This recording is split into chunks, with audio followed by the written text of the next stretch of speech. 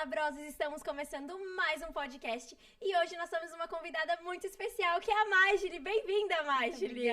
Muito obrigada, Gil. Eu tô muito feliz de estar aqui. Obrigada por ter me convidado. Ai, obrigada por ter aceitado.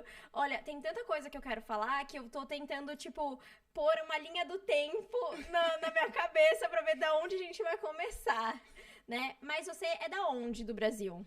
Meu Deus, eu nasci numa cidade chamada Manga, em Minas Gerais. E aí foi aquilo assim, minha mãe me teve lá e saiu de lá. E aí a gente morou em São Paulo a vida inteira. Então eu sou de Santana de Parnaíba, em São Paulo. Ah, tá, legal. E aí, como foi esse seu período até você chegar na Austrália? Ai, deixa eu ver. Eu não nasci numa família que a gente tinha pretensão de sair fora do país. Nunca foi o nosso, né, objetivo. E aí eu lembro que eu passei numa entrevista, né, pra poder trabalhar numa empresa de cabos elétricos no Brasil, a Hilt, né, de ferramentas. E era a vaga dos meus sonhos, porque eu tava na área de engenharia sem gostar muito, né, era uma área assim que eu não era muito feliz fazendo, até porque no Brasil, se a gente nasce classe média, você escolhe aquilo que dá dinheiro, não aquilo que você gosta. E a gente tava com toda aquela pretensão de World Cup e tudo, então eu falei, vou fazer engenharia. E aí fui fazer essa entrevista, passei em todas as seleções da entrevista. Na última entrevista eu falhei porque eu não sabia falar inglês. Eu fiquei muito decepcionada. Eu falei, gente, minha vida acabou, não sei falar inglês, e agora? Vou pagar um cursinho. Paguei um cursinho 2 semanas, não travei no Wednesday, vegetables, não saía nem a pau. Falei, mãe, não aprendo, esse negócio não é pra mim, vou pra fora do país. E aí a gente juntou ali o que tinha pra eu poder sair. E aí eu vim pra Austrália em junho de 2010. Meu Deus, faz tempo, hein? Com quantos anos você chegou aqui? Eu tinha 20 quando eu cheguei aqui. Um neném. É, um nenenzinho. Mas eu voltei, fiquei no Brasil 1 ano ainda, pra depois voltar pra cá de vez. Aí esse seu primeiro período aqui, né? Como que foi esse seu primeiro período de Austrália? Olha, eu tive 2 primeiros períodos, né? O primeiro foi quando eu vim em 2010 pra conhecer tudo, e depois quando eu voltei pra casar. Porque tem uma história super romântica. Eu quero saber! Nunca contei em lugar nenhum essa história, viu? Mas eu vim pra cá em 2010, e aí, crente, você já sabe, né? Você vai procurar o bando ali. Fui procurar o povo da igreja e encontrei meu marido, que não falava uma palavra de português direito. Ele nasceu em família portuguesa, mas nasceu aqui, né? Falava em português em casa com os pais, mas muito ruim. E eu lembro que quando eu conheci ele, fui lá tentar falar com ele, eu falei assim, a gente tava numa festa dos anos 60, com aquela peruca e tal, Sério? calça, boca de sino. Aí ele passou por mim com uma peruca, assim, peito cabeludo, com uma medalha de Jesus Cristo, você lembra que o pessoal usava? Aí ele falou assim, tô bonito? Aí eu falei assim, nossa, você tá lindo. Aí ele, lindo não é de mulher? Falei, cara, onde eu tô me enfiando? Aí eu falei, achei ele bonitinho, ele também, e depois ele mandou uma mensagem no Facebook. E disso a gente começou a conversar. E eu, nesse período de 6 meses que eu ia passar aqui. Aí a gente saiu juntos, conheceu o Harbour Bridge, que eu não conhecia ainda, 3 meses aqui, nunca tinha ido lá. Que eu fui pra morar numa casa de uma família e cuidar de 3 crianças, a pessoa que nunca tinha trocado uma fralda na igreja. E aí, a gente ficou junto esse tempo, mas quando eu voltei pro Brasil, voltei pra minha vida, pros estudos, pro trabalho, eu achei que tinha sido, assim, um namoro de verão, né? Sim. Não que eu fazia isso no Brasil, acabou sendo. E aí, quando eu foi pro Brasil, a gente ficou conversando, no meio do ano ele falou, tô indo te ver. Eu falei, nossa, tá vindo me ver, né? Nossa, que honra. Ele veio, minha filha, com um baita de uma aliança, falou, quer casar comigo? Mentira! Sério, eu falei, não é possível. E pensa meu pai ouvindo o Isso negócio que eu ia te falar, como que foi a reação dos seus pais? Chega Samuel, minha filha, com uma perna quebrada, porque ele tinha andado de moto, caído de moto. Aí meu pai disse que ele chegou na frente dele com 2 muletas. Falou, vou cuidar da sua filha. Você vai com essa perna aí, cuidar dela. Foi, aí meu pai falou, se ela quiser, né, ok. Eu falei, ai, gente, será? Aceitei na hora, mas depois ainda fiquei trancando um monte de medo. Falei, gente, como vai ser? Largar tudo aqui pra ir embora? E aí vim em 2012, acho que essa foi a minha primeira vinda definitiva, né? Que eu falei, ok, tô vindo. E aí cheguei na Austrália em 2012 pra morar aqui, menina. Eu também. Eu cheguei na Austrália em 2012 pra morar com o marido. Mentira! Foi um casamento arranjado também? O meu não foi muito arranjado. Eu vim de férias pra cá, ficar 1 mês e eu conheci ele nas minhas férias. E aí, depois de 8 meses, eu voltei em outubro de 2012. Ai, que legal! A gente também. A gente conheceu, aí ficou 1 ano longe. Ele passou esses 6 meses, foi me ver, depois voltou, organizou tudo. Ele organizou o casamento inteiro. Sério? Tudo. A igreja, as flores. Odiei, claro. Mas ele organizou tudo. Então foi ótimo. Aí eu cheguei com vestido assim nas costas, vamos casar. Mentira! Os convidados da e minha seus festa. pais, minha mãe e minha irmã. Ah, sua mãe e sua irmã, então eles vieram. Eles vieram pro casamento, assim. Meu pai não pôde vir nessa época. E aí veio minha mãe e minha irmã, meus convidados da festa. 100 pessoas, onde eu conhecia 2. Mentira! Não, eu fico imaginando a cabeça da família dele também, né? Sim. Que doido, né? Casando como não acabou de conhecer. E o Samuel é mais novo que eu. Ah, ele é mais novo que você. Então a família tava dizendo, doido, vamos casar agora. E a gente, né, estamos apaixonados. E a gente tinha que casar quando o visto também. Sim. A gente tava naquela enrolação do visto, etc. E eu também não tava com tanta pressa, assim, pra vir. Mas aí quando o visto saiu, a gente tem que casar, né? A gente aplicou o visto de noiva, não sei nem se tem mais. Entendi. Então, quando dá o tempo, você tem que casar. A gente deu tempo, a gente teve que casar. E foi ótimo, assim, não me arrependo. Foi um casamento lindo que a gente teve muitas dificuldades diferentes dos casais normais. Porque os casais normais, eles têm muita dificuldade depois. A gente teve no primeiro ano. Nosso primeiro ano foi, meu Deus, fogo e bomba. Porque a gente não se conhecia. Exato. Você coloca o chinelo aí, não acredito que você faz isso. Meu Deus, você faz isso, você come desde... Então, a gente teve muita dificuldade pra se conhecer. Quando a gente se conheceu, também o negócio foi. E hoje vocês estão juntos há 10 anos. Fizemos 10 anos, agora em janeiro. Eu faço 10 anos que eu conheci o Rô em fevereiro. Olha só, a gente fez dia 15 de janeiro, fez 10 anos que a gente tava junto já. E aí, como que foi depois que você chegou? Porque você veio, então, aqui com o propósito, né, de casar e de estar com aquela pessoa. E como que foi mudando esse seu lado profissional? Como que foi esse seu começo de Austrália? Como eu só tinha experiência em engenharia civil, foi a única área que eu trabalhei no Brasil. Quando eu cheguei aqui, eu falei, eu vou procurar alguma coisa relacionada, ou uma gerência de projetos, alguma coisa nesse tipo, né? Sim. Eu era muito nova também, então fui pra todos os trabalhos. Fiz faxina aqui. Tem um episódio muito engraçado no restaurante que eu trabalhei aqui, porque eu cheguei aqui sem nada de inglês. Eu não cheguei com inglês básico, cheguei com inglês zero. É absurdo, assim, zero de se perder no aeroporto. Então, eu cheguei nesse restaurante pra trabalhar e minha tarefa era descer as escadas e pegar um saco com algum vegetal. E aí, era uma escada, assim, Nossa Senhora Aparecida, gente, aquela escadona enorme. E aí, ele falava assim pra mim, pega 1 quilo de beterraba.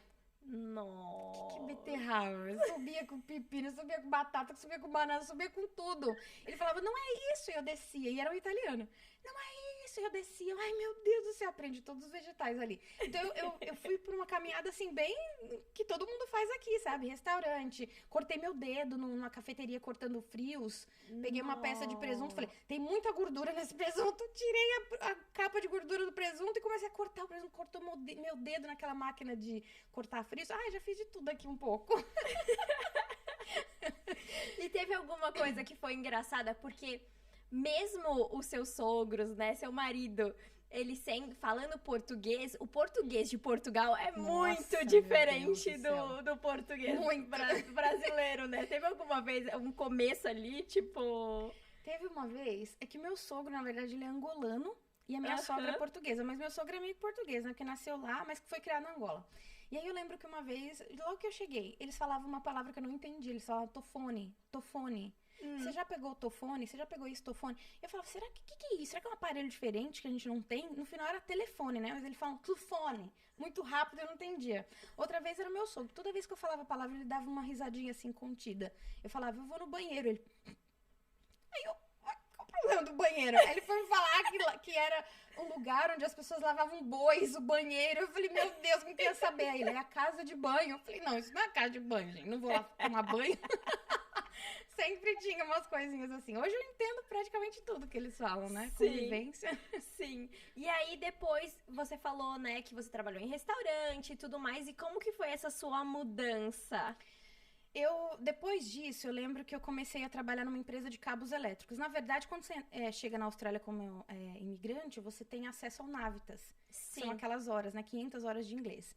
E aí os meus amigos brasileiros falavam, não vai, é muito fraco, lá não ensina nada, não sei o que, não sei o que. Só que assim, entre eu não saber nada e eu estar num lugar que o pessoal pelo menos fala inglês, eu falei, eu vou pra lá. E comecei a fazer essas aulas. E no final dos 3 meses de curso, eles te dão um estágio não remunerado de 2 semanas. Entendi. E aí eu falei, gente, eu quero trabalhar demais, qualquer coisa que me oferecerem eu vou fazer. E aí tinha um estágio numa empresa de cabos elétricos. E aí eu fui lá fazer o estágio, 2 semanas, arrumar um arquivo. De umas 10 milhões de páginas, não sei nem quantas páginas tinham aquele arquivo, mas eu arrumei todas as páginas, assim, na primeira semana. E aí eu falei, e agora? Quero fazer mais, o que eu faço? vai atender telefone. Eu falei, que atender telefone? Gente, pra quem não sabe, quem tá no Brasil, atender telefone é o maior medo de todo mundo que chega aqui. Não, o telefone é um negócio assim, é o nível hard, né, da expectativa de tudo. Nossa. E aí o telefone tocava umas 15 vezes. E aí o chefe levantava e falava, atende, telefone, atende, você tem que atender o telefone. Aí eu, meu Deus, tá bom, na próxima eu atendo, no próximo toque eu atendo. E eu tinha que vender cabos elétricos pelo telefone. Nossa. Então eu tinha que ler a especificação do cabo, que tinha cabo fio terra, cabo isso, cabo aquilo, eu não sabia, cobre. E eu falava, gente, eu não sei nem em português o nome desses cabos, mas aí eu pegava o livro, levava pra casa e lia o livro inteirinho, e ia repetindo pro Samuel. Tá certo o nome desse cabo? Tá certo, tá certo, tá certo. Pra eu voltar e trabalhar. E eu ganhava muito pouco lá, Gil, muito pouco. Acho que na época era coisa de 10, 12 dólares a hora, era muito pouquinho. Era menos ainda do que o salário normal aqui, porque eu acho que era um salário de estágio, uma coisa assim. Então eu ganhava muito pouco ali, mas eu fiquei 1 ano ali pra eu poder aprender. E aí no telefone não tinha sotaque mais que eu não entendesse. Entendia todos os sotaques, porque eu falava o dia inteiro com as pessoas, o dia inteiro. E depois ali eu fui galgando, né, o meu caminho dentro da gerência de projetos. Porque como eu tinha experiência com isso no Brasil, aí a próxima empresa eu fui para trabalhar na coordenação de uma empresa de engenharia também. Aí fiquei coordenando a equipe, porque aqui, quando a gente fala coordenação, é diferente do Brasil, né? Sim. No Brasil você tá coordenando um projeto, aqui você é meio que assistente do projeto. Então eu fui para esse projeto, fiquei lá acho que uns 2 anos também, e depois fui para uma multinacional, que foi a última que eu entrei, que foi a Fuji. Então eu fiquei lá um tempo, acho que fiquei lá uns 2, 3 anos também. Aí foi lá que deu o clique pra eu sair. Foi lá que deu. Mas se deixar, eu vou falar o podcast inteiro aqui, Gil, você sabe. Não, mas eu sei, mas é isso que eu quero saber. E aí, por que deu esse seu clique? Primeiro que eu nunca gostei dessa área, né? Eu nunca gostei dessa área lógica, onde eu tinha que ficar fazendo cálculos. Eu nunca gostei. Não era uma área que eu gostava. Mas porque eu tinha habilidade, eu fui jogada na área e fiquei. Entendeu? Eu não saí, eu não dei aquele passo pra sair. Só que aí ficou naquela época, era 2016 na época. Todo mundo falando de marketing digital, e marketing digital tá tomando o mundo, e etc, etc. Eu comprei 2 cursos, muito caros na época, pra eu poder estudar, e falei, vamos ver onde que isso vai me levar, né? Vamos ver o que eu consigo fazer aqui. E aí foi nesses 2 cursos que minha mente, assim, abriu.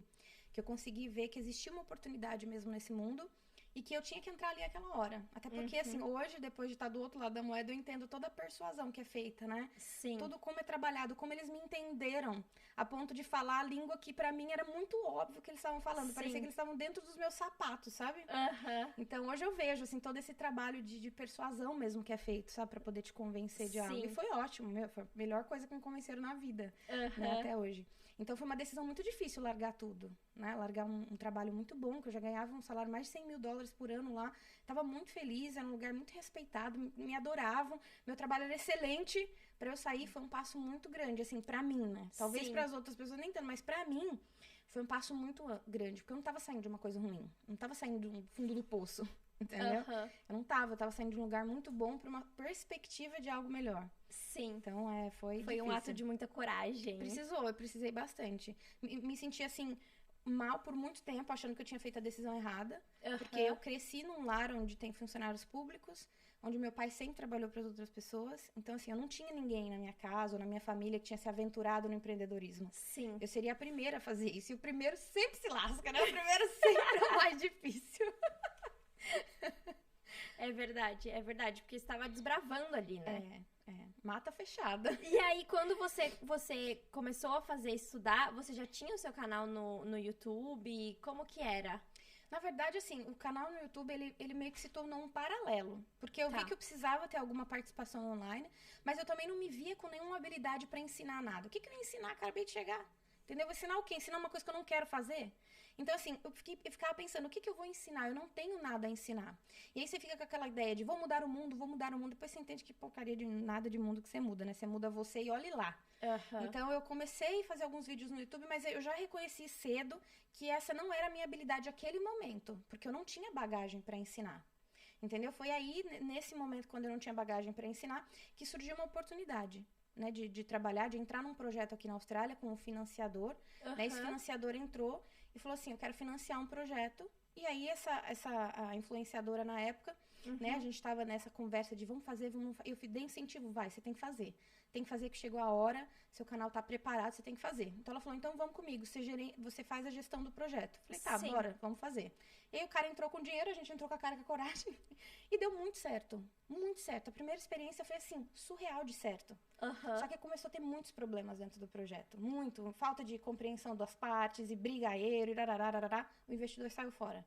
Pegou a parte dele e saiu fora. Entendi. E aí ficou aquilo. Tá, temos dinheiro, mas se a gente investir, a gente perde o dinheiro. E se o dinheiro não retornar, todo mundo se lasca.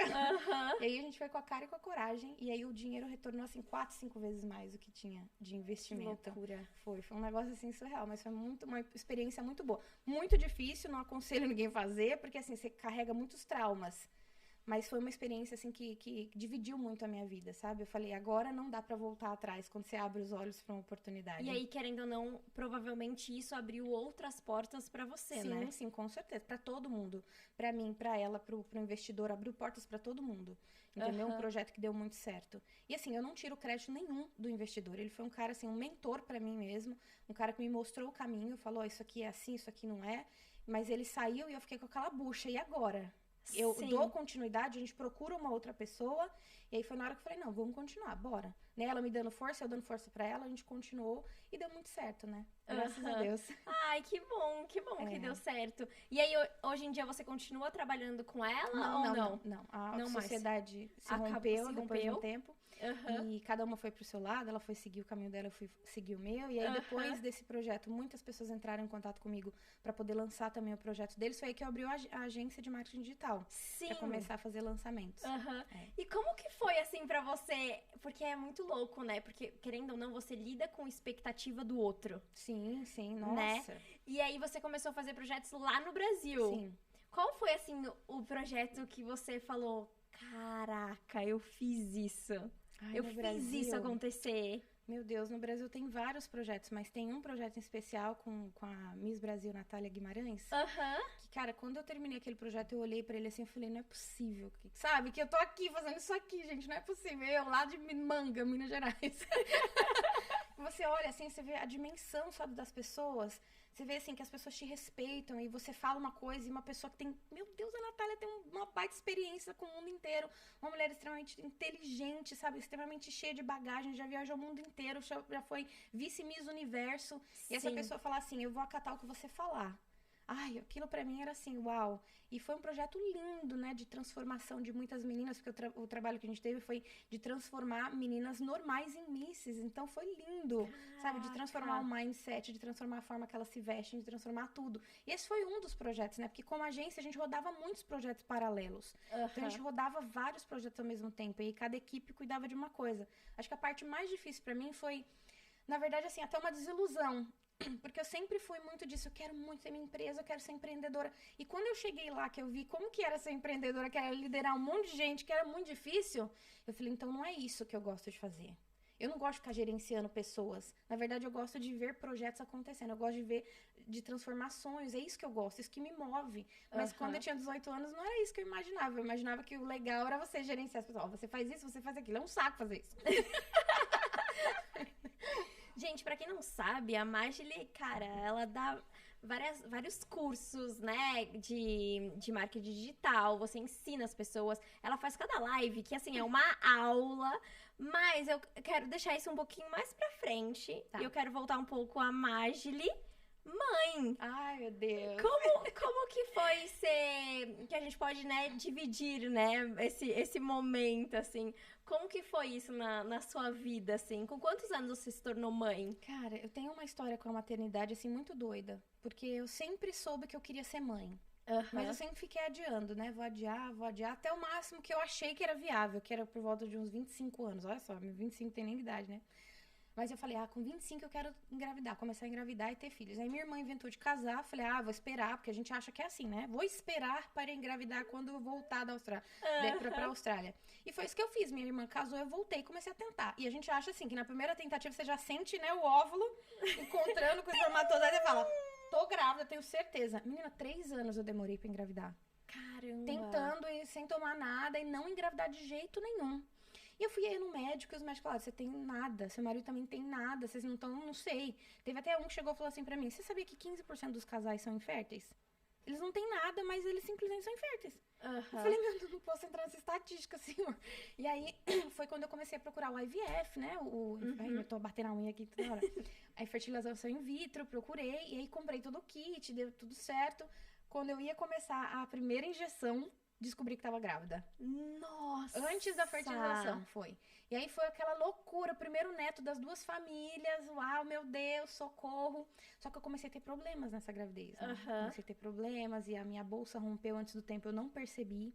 Caramba! Foi um drama, assim, um drama. Até escrevi um livro sobre isso, porque foi um drama, assim, muito pessoal. Algo que eu sofri demais, que é muito complicado, assim, eu explicar o que a gente tava vivendo naquele momento. Sim. Então, foram 5 meses de muito drama. E até que no 6º mês, eu fiquei internada 6 semanas no hospital.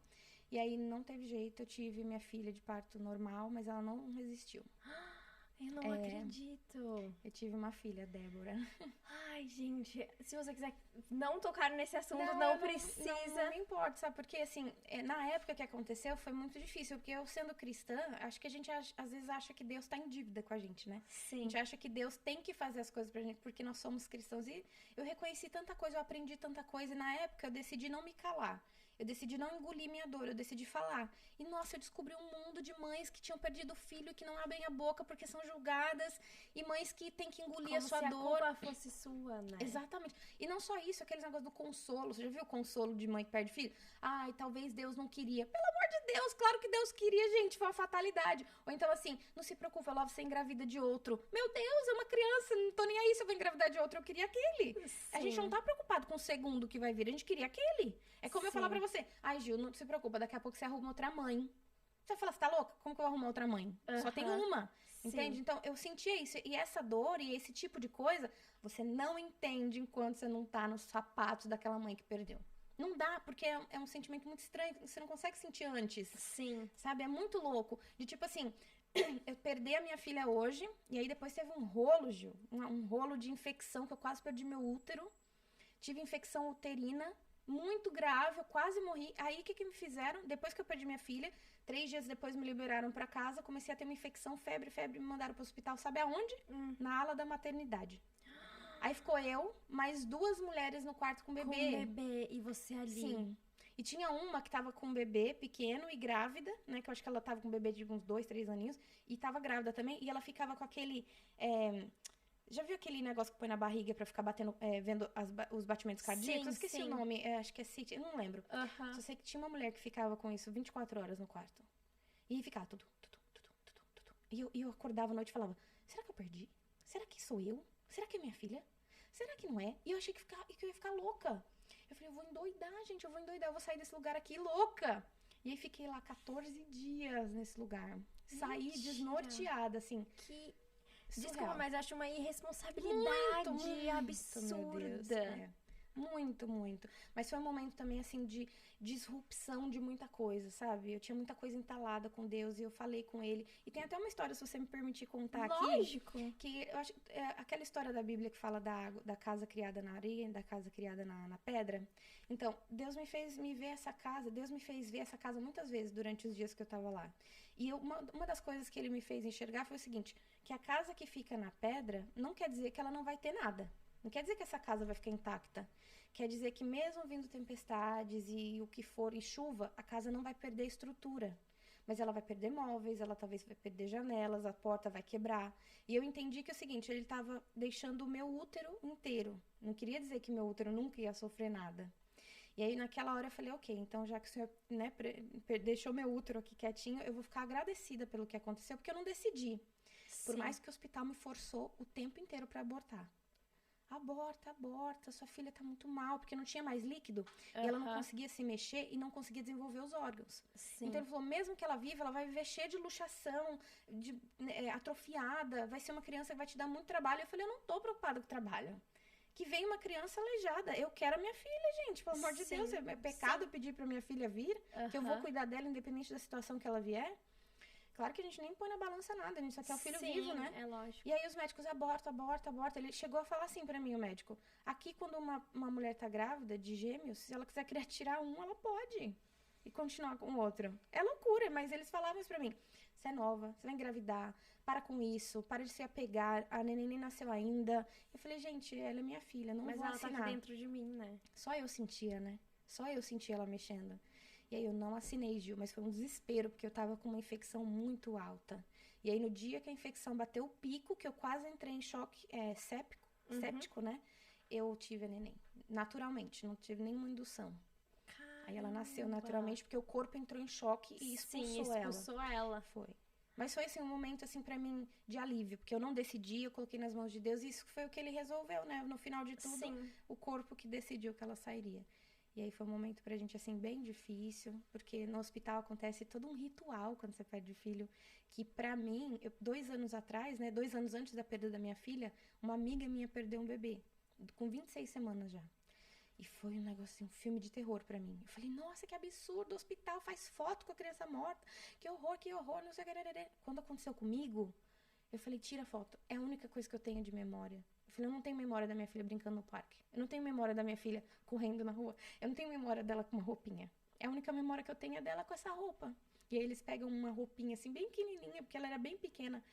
Tira uma foto dela do lado de um ursinho e me dão. E eu tenho esse álbum em casa. E eles pegam uma gota de sangue da neném, colocam numa semente e te entregam pra você plantar. Eu tenho essa roseira lá em casa. Nossa! Ai, gente, ó, aqui, ó. Ai. Mas e aí, depois de tudo isso, né? Deus te deu 2. Não te deu 1, te deu 2. Sim, me abençoou duplamente. Aí, depois de 3 meses, eu engravidei deles. Depois de 3 meses? De forma natural, na primeira tentativa. Mentira! Foi. Como? Nossa, agora, tipo, como que você... Eu imagino a sua felicidade, mas ao mesmo tempo... Não sei se você sentiu isso, mas o medo, né? Gil, é tão doido o medo de quem já perdeu filho. Porque, assim, qualquer mãe que já perdeu vai falar a mesma coisa pra você. Mas a gente entra na sala de cirurgia pensando assim... Tá bom, mas se eu perder, tudo bem. Eu aguento, eu já perdi um. É um negócio doido, porque você sabe que a criança tá bem. A criança tá respirando, ela tá bem, ela tá com o coração batendo, mas você fica com aquela... Ai, não, na última hora, será que eles vão falar pra mim? Ah, infelizmente. Ai, meu Deus. Então, eu tive que fazer cesárea, porque a Liz estava atravessada na minha barriga. E aí eu falei assim, tá, eu vou sentar aqui, se Deus preservar pelo menos um, eu vou sair daqui feliz. E é uns pensamentos assim que não sai da cabeça. Sim. Você fica o tempo inteiro, será que vai sobreviver? Será que vai dar certo? Será que vai dar certo? Aí ali saiu, aí chorou, ai meu Deus, saiu um, pelo menos um eu tenho, Senhor, obrigada. Aí quando saiu o Zion, meu Deus, eu chorei igual uma doida, eu chorava, gritava, não acreditava que eu tinha 2 filhos vivos, é um negócio real. Ai, gente, e aí, o que a maternidade, toda essa experiência... trouxe pra Magli mulher? Eu acho que a maternidade, ela de alguma forma, ou ela te melhora ou ela te piora. Porque ela tem essas 2 vertentes, né? Sim. A vertente de você se esquecer, não saber quem você é, e você se tornar uma pessoa muito diferente daquilo que você era fisicamente e psicologicamente. Mas eu acho que a maternidade me trouxe um senso, assim, de responsabilidade. Não que eu não tinha, mas era um negócio muito assim, ok, se der certo, não der, agora eu não tenho opção. Agora eu fico com aquela... Eu não tenho opção de errar. Eu tenho 2 agora que estão, né, na minha responsabilidade. Sim. Então, ela me trouxe pra Magli mulher muito mais responsabilidade. E eu lembro uma vez que eu tinha um projeto bem grande acontecendo. E esse projeto, a moça estava na Europa, e o meu time no Brasil e eu aqui na Austrália. E a gente tinha um time de 10 pessoas. E aí, dos 10, 4 eram mulheres. E a gente teve que trabalhar 2 dias seguidos, sem pausa. 2 dias seguidos, sem pausa. Adivinha quem ficou os 2 dias seguidos trabalhando sem pausa? Você. As mães. As mães. Aí eu falei, por que consegue? Porque a gente é meio que treinada no fogo. É como se não tivesse impossível pra mãe, né? Porque a gente já vive uns impossíveis todo dia, que a gente fala, isso aí, fichinha, carregar 2 no shopping, fichinha, fazer isso, isso aí é fácil. É um negócio assim, não tem impossível pra gente, tudo é possível. Se você vê seu filho do outro lado da ponte, se você tiver que pular igual a Jane do Tarzan, você vai pular, não tem essa de, mas eu tô com medo. Pelo amor de Deus, você vai pular, você não vai fazer aí. tudo.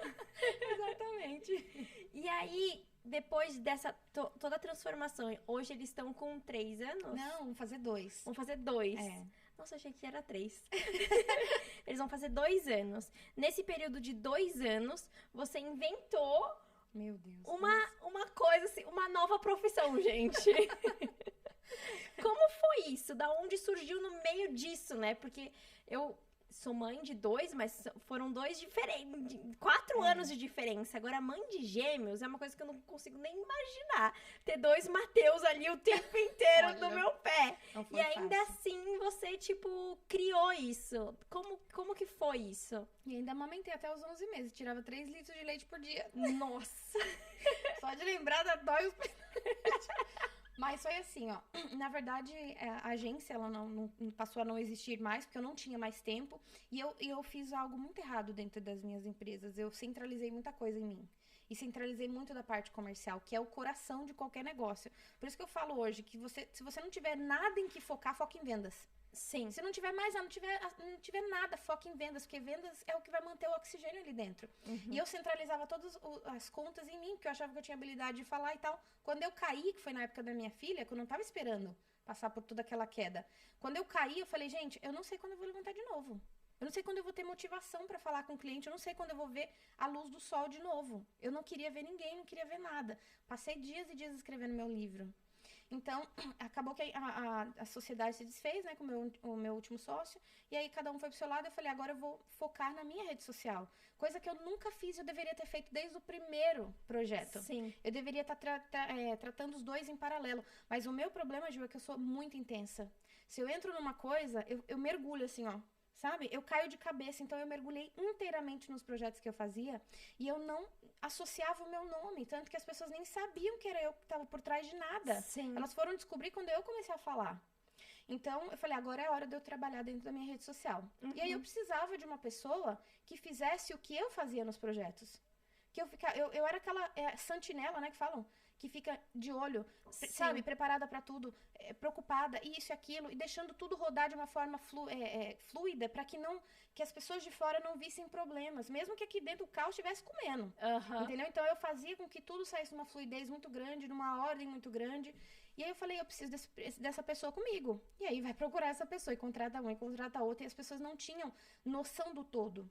Tinha profissionais excelentes, não vou falar que eu não contratei pessoas boas, eu contratei pessoas excelentes, mas excelentes em uma área. Eu precisava de alguém que tivesse visão de tudo. E era muito difícil encontrar essa pessoa. Aí eu sentei com os meus sócios e falei, o que a gente vai fazer? Porque toda vez que a gente contrata alguém, é esse mesmo perrengue. Vamos sentar, vamos ensinar, vamos fazer isso, vamos olhar, arararará. Aí meu sócio falou, vamos fazer isso então para um grupo grande. Eu falei, então vamos inventar um negócio aqui, vamos fazer uma profissão diferente. E aí foi quando surgiu a opção do assessor digital, que foi um nome assim que a gente foi jogando ali, né? Porque na verdade o assessor digital não é, a Imagine inventou a roda, não é isso. Ele é uma junção de várias profissões. O gestor de rede social, ele é muito parecido com o assessor digital, mas ele ainda não tem a visibilidade do todo. Ele não te acompanha desde a captação do cliente até a venda. Teriam que ter vários profissionais para poder fazer isso, entendeu? Então, a gente unificou todos eles em um para ele poder ser o resolutor disso daí. É aquele ponto de contato para o cliente não ter que ser sempre a cara de tudo, sabe? Então, na verdade, o assessor digital, ele vem para resolver erros que eu cometi no passado e ele vem para solucionar um problema que nós tivemos. E aí, o ponto da virada pra gente foi numa mentoria que a gente participa, né, no Mastermind. E aí eu falei, gente, eu preciso de um profissional assim, assim, assim. E aí todo mundo deu risada e falou, se você encontrar, passa meu telefone. Eu falei, como assim, gente? Não tem esse profissional no mercado? Ele falou, não. Ou tem esse que faz isso, ou tem esse que faz aquilo, ou tem esse que faz aquilo. E aí foi o não é possível. Aí a gente voltou, ficou assim quase 24 horas conversando e brainstorming todos os tópicos que a gente ia falar, vamos abordar tudo isso. Isso aqui tem que ter no curso inteiro e aí surgiu. Gente, eu estou no curso! A Gil é minha aluna. E aí já teve a primeira turma, né? Sim, que eu estou nela. Que estou amando, by the way. E aí agora você está lançando já a segunda turma. Não, eu já lancei a segunda turma. Já lançou a segunda. Agora vem um outro projeto. Que você lembra que eu contei pra vocês na aula da esteira de produtos? Sim. Então esse produto, ele tá vindo pra entrar dentro da esteira para um produto menor. Entendi. Porque o assessor digital, ele precisa de um comprometimento maior. E o que eu notei nessa segunda turma é que as pessoas estavam vindo muito despreparadas. Mas assim, Gil, despreparadas do zero. Aham. Como que dá pra ganhar dinheiro na internet? Não tem nem noção de onde começar. Ah, o que eu faço? Eu faço isso com o meu Instagram. Coisas assim, que quando a gente perde muito tempo com essas noções muito iniciais, você perde muito tempo da carne do curso, de entender de fato como funcionam as coisas. Então, eu quero nivelar esses grupos, entendeu? Eu quero fazer esse programa que eu tô lançando agora, dia 24, para pessoas que são iniciantes, ferramentais, para as pessoas entenderem como que funcionam, para quando elas forem para um assessor, elas conseguirem falar assim, agora eu consigo aproveitar de fato isso aqui. Eu consigo assistir sem ter que ficar perguntando, como faz um stories? Como que faz essa barra de rolagem? É para cá ou para cá? Entende? Ela já vai saber, vai ser como se fosse o iniciante, o intermediário e o avançado. Isso, exatamente. É isso que a gente tá planejando fazer. Mas ele vai ser um programa mais longo, né? Na verdade, ele vai ser um programa anual. Então, a gente vai estar ali 52 semanas com as pessoas. Caramba, então, vai ser um produto, vai ser intenso, mas ele vai ser mais raso, né? Digamos assim. Mas é aquele negócio, acaba não sendo raso, porque uma coisa que você tem por tantas vezes no ano, acaba se tornando profundo por conta da quantidade, né? Sim, sim, com certeza. E aí, Má, o que você acha, assim, do que era a Majli quando ela chegou na Austrália e da Majli agora? Nossa, a Majli, quando ela chegou na Austrália, ela era extremamente ingênua. Ingênua, assim, de tudo, de todos. Uma menina que aceitava tudo, que falava sim pra absolutamente tudo. Era uma pessoa que era muito querida por todo mundo. Todo mundo gostava demais de mim. Hoje não. Hoje eu tenho os haters. Hoje tem a turma que não gosta de mim, hashtag não gosta da Majli. Por quê? Porque eu aprendi a me impor. Hoje eu tenho uma voz, hoje eu falo não. Hoje se eu quiser fazer algo, eu vou falar que não quero fazer. Se eu não quiser me envolver, eu não vou me envolver. Se algo estiver errado, eu falo. Então a Majli, ela ganhou muita maturidade. E eu acho que a perda da minha filha foi um divisor, assim, na minha vida. Foi um divisor de tipo assim, ó, eu não devo nada pra ninguém. As coisas ruins vão acontecer com os bons e com os ruins. Não acho que eu, servindo a Deus ou qualquer coisa, que eu vou ser privilegiada por isso. Sim. Entende? Veio pra mim cair uma ficha, assim, de tipo, você não tá numa bolha.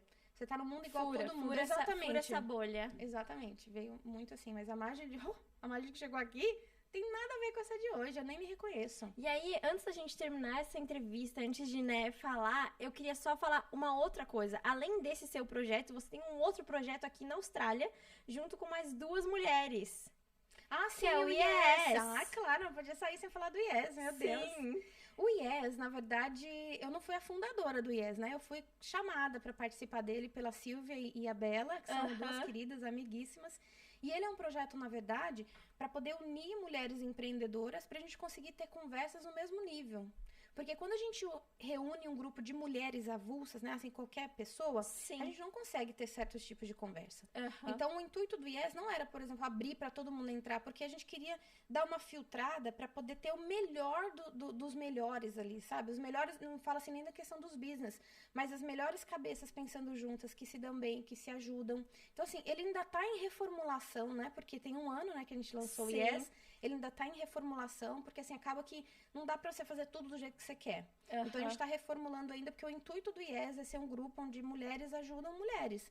Onde os business se ajudam, onde os business se conectam, onde eu fiz isso aqui, deu certo, faz também. Eu não tô conseguindo fazer isso aqui, você tem experiência, me ajuda, entendeu? Pra ser um grupo não só de clube de champanhe, vamos tomar champanhe da risada. Nós vamos nos ajudar, entendeu? E nas festas ali, minha filha, rola cada network, você não tem noção. Quero participar. Ah, adorei. Majli, uma pergunta que eu sempre faço aqui é: se você pudesse falar pra Majli que tava lá no Brasil alguma coisa, o que você falaria? Olha, eu já vou confessar pra você que eu já respondi essa pergunta várias vezes, mas eu fico pensando que qualquer coisa que eu alterasse desse caminho, ele não me traria aqui. Eu teria me perdido em algum lugar ou eu teria tomado uma nova reta. Então eu só olharia pra ele e falaria assim, ó: aperta o cinto, que a viagem vai ser punk, mas você vai aguentar. E se você pudesse dar um conselho pra galera que tá aqui na Austrália ou que tá lá no Brasil querendo vir pra cá, qual seria esse seu conselho? Ah, eu acho que assim, ó, não desiste. Porque eu vejo muitos conselhos dados assim, aprenda inglês, aprenda isso, aprenda aquilo. Só que eu acho que o sucesso das pessoas aqui não dependem disso, depende da vontade. Sabe, porque quando você tem vontade, você quer fazer alguma coisa, você tanto faz seu nível de inglês. Eu não sabia uma palavra quando eu entrei aqui. Eu acho que em 2 anos eu deixei o inglês, assim, muito bom quando eu cheguei aqui na Austrália. Então, vontade, tenha sangue no olho pras coisas. Não vivam a vida, tipo, vou deixar viver. Não vivam assim, gente. Cada dia é importante, lutem pela sua família, sabe? O meu maior plano sempre foi diminuir o tamanho da Austrália com os meus projetos. Eu sempre tive isso na cabeça. Acho que o meu maior goal era, eu quero diminuir a distância entre o Brasil e a Austrália. E fazendo dinheiro, eu sabia que eu ia diminuir essa distância, pela quantidade de vezes que eu poderia ir, sabe? Então, tenha uma meta firme e não desiste. Não desiste. Acho que é possível quando a gente quer alguma coisa de verdade. Aham. Má, muito obrigada. Não, calma. Antes de acabar essa entrevista, por favor, se inscrevam no canal, comentem, curtem, compartilhem pros seus amigos. Má, muito obrigada. Eu tenho muito que aprender ainda com você. Obrigada por ter vindo aqui no estúdio, por ter conversado, se aberto assim, ó, pra gente demais. Muito obrigada mesmo. Eu adorei. Essa conversa foi maravilhosa. Eu sou super sua fã, Gil. Obrigada. Você é minha aluna e eu fico ali, gente, minha aluna. Olha, essa daqui é minha aluna, viu, gente? Eu sei que esse podcast aqui vai estourar e eu tô, assim, super lisonjeada de fazer parte dele, viu? Obrigada. Beijo, gente! Tchau. Tchau.